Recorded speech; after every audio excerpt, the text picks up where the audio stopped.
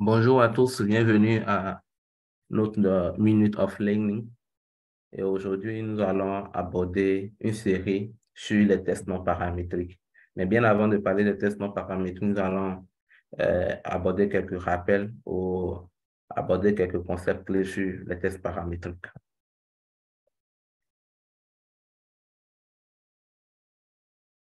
Alors, qu'est-ce qu'un test paramétrique? Qu'est-ce qu'il faut savoir sur les tests paramétriques? Ce qu'il faut savoir, c'est que les tests paramétriques sont des tests pour lesquels l'on émet une hypothèse paramétrique sur la loi de données.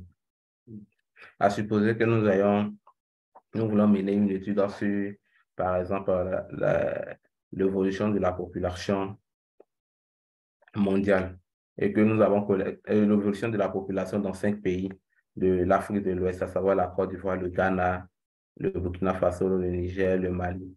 Et avant de pouvoir mener vraiment cette étude, on émet une hypothèse selon laquelle la moyenne de toutes ces populations sont égales entre elles. Donc, ce qui veut dire quoi? La moyenne de la Côte d'Ivoire égale à la moyenne du Ghana égale à la moyenne du Burkina Faso, la moyenne du Mali, la moyenne du Nigeria. Niger. Et ce sont des tests qui se basent sur des distributions statistiques supposées dans les données. Donc, ces distributions statistiques sont très souvent la moyenne, les écarts types qui sont utilisés pour pouvoir se prononcer sur ces données. Et les conclusions sont tirées sur. Lorsque on effectue ces tests paramétriques pour pouvoir tirer des conclusions, on se base sur la valeur de la probabilité à un niveau de significativité donné qu'on se fixe bien avant de démarrer nos analyses statistiques. Et les tests paramétriques comprennent des tests tels que le test de Student, le test d'ANOVA, les tests de prédiction, le test de Q2. Pour pouvoir effectuer ces tests paramétriques, une chose importante à savoir, c'est qu'il y a des conditions spécifiques qu'il faut remplir et ces conditions sont des caractéristiques typiques des tests paramétriques. Et parmi ces conditions, il y a le fait que l'estimation des paramètres est que la moyenne. Parmi ces caractéristiques typiques, il y a l'estimation des paramètres tels que la moyenne et la variance qui doivent être effectuées. Il y a les conditions sur la distribution des échantillons qui doivent suivre une distribution normale. Et les variances des échantillons ou des différents groupes qui sont testés doivent être homogènes.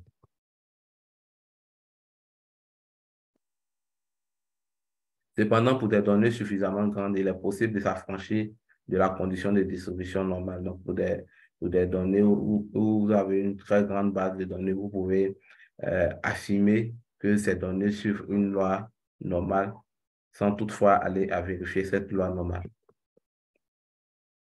Si la procédure utilisée pour estimer les paramètres sont robustes, l'utilisation d'un test paramétrique peut être justifiée. Il peut arriver que, par exemple, euh, avec votre base de données, la distribution normale ou bien vos données ne sont pas distribuées de façon normale.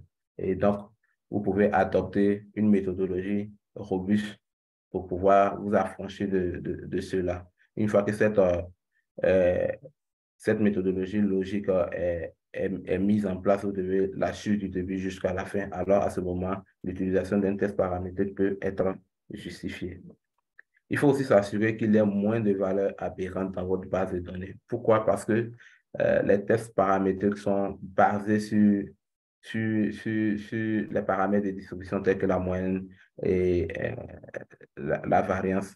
Et une fois qu'il y a des valeurs aberrantes dans cette base de données, ça va automatiquement se répercuter sur non seulement la moyenne, mais également sur la variance de vos données. Donc, du coup, les résultats qui seront obtenus subiront l'influence de ces valeurs aberrantes.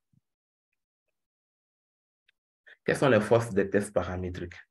Il faut savoir que les résultats, lorsque vous utilisez un test paramétrique, les résultats que vous obtenez sont faciles à interpréter parce que euh, ces résultats tournent autour des paramètres de distribution tels que la moyenne, la variance, donc plus facile de pouvoir les interpréter.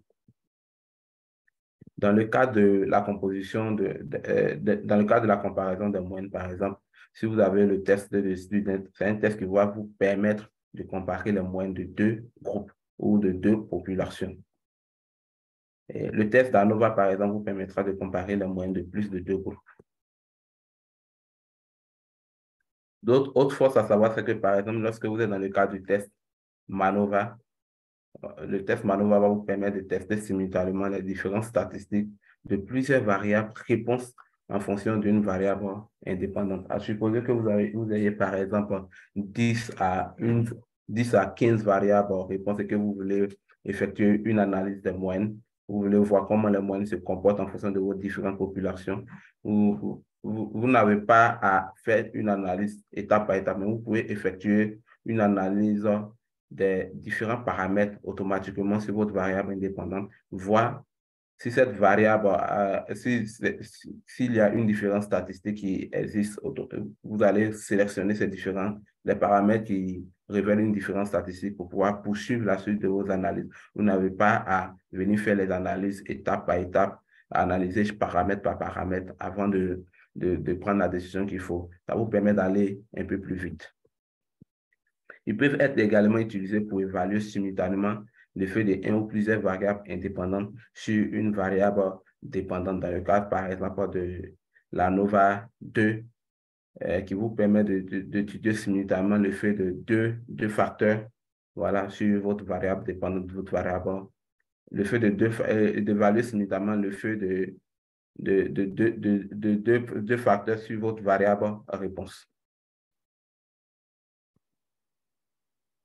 Autre chose à savoir, c'est que les tests paramétriques sont utilisés dans le cadre des méthodes de recherche expérimentale ou quasi expérimentale. Ce qu'il faut savoir par recherche expérimentale, ce sont des recherches où les conditions sont totalement maîtrisées, que ce soit là. Un exemple à supposer que vous voulez faire un test, vous voulez voir par exemple le taux de germination des graines de l'arachide. Donc, vous voulez effectuer ce test au laboratoire, vous allez maîtriser l'humidité relative, vous allez maîtriser la température, vous allez maîtriser un certain nombre, que ce soit même la luminosité, vous allez maîtriser tous ces différents paramètres. Donc, lorsque ces paramètres sont maîtrisés ou tous les paramètres affiliant à votre étude sont maîtrisés, vous êtes dans le cadre d'une recherche expérimentale. Alors une recherche quasi expérimentale, c'est une recherche où il y a un certain nombre de paramètres que vous ne maîtrisez pas véritablement, qui peuvent influencer la réponse ou bien qui peuvent influencer vos résultats. Par contre, il y a un certain nombre de paramètres que vous pouvez facilement contrôler. Il faut savoir aussi que les tests paramétriques sont des tests robustes lorsque les conditions de validité sont remplies. Ils permettent la comparaison des moyennes obtenues dans différentes conditions sur les mêmes individus, non en contrôlant ou non l'effet de certaines variables confondantes. Donc, vous pouvez utiliser les tests paramétriques et comparer la moyenne dans différentes conditions sur les mêmes individus. Dans le cas des mêmes individus, vous êtes face à un ANOVA à mesure répétée où vous collectez les données à intervalles de temps, à intervalles de temps réguliers. Cela va vous permettre de pouvoir utiliser les mêmes individus comme étant des répétitions. Donc, vous allez pouvoir effectuer une analyse intra-individu.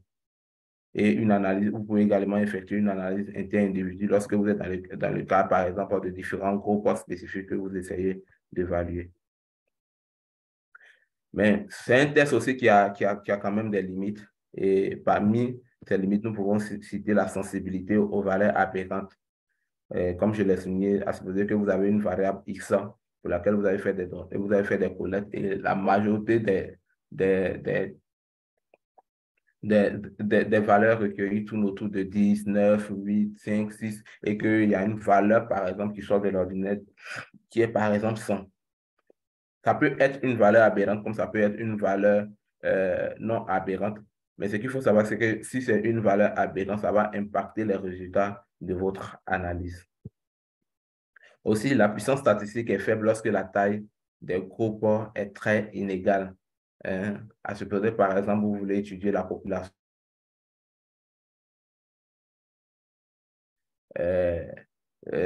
Vous voulez, par exemple, voir le pouvoir d'achat des populations de Boaké, de Korogo, de Yamsokro, et que vous avez des tailles d'échantillons qui sont pas vraiment, vous avez une taille d'échantillon qui n'est pas égale dans ces différentes populations. Supposez qu'à Boaké, vous avez par exemple 10 personnes que vous avez questionnées, à Yamsokro, vous avez 8 personnes questionnées, à Abidjan, vous avez, je dirais, 9 personnes questionnées. À ce niveau, la puissance statistique sera vraiment faible. Donc, il faut avoir des tailles de population bien réparties pour avoir une puissance statistique comme il se doit.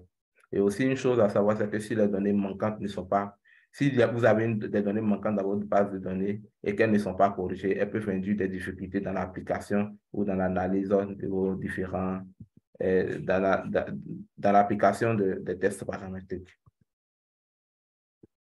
Merci pour Merci pour le temps accordé à ce temps de ce rappel. Nous vous disons à la prochaine vidéo pour aborder les tests non paramétriques. Donc ici, c'était juste les tests, un rappel sur les tests paramétriques. Vous pouvez nous contacter à nos différentes adresses ci affichées pour tout besoin de consultance ou de consultance pour vos différentes études. Nous restons à votre disposition et on se dit à la prochaine vidéo.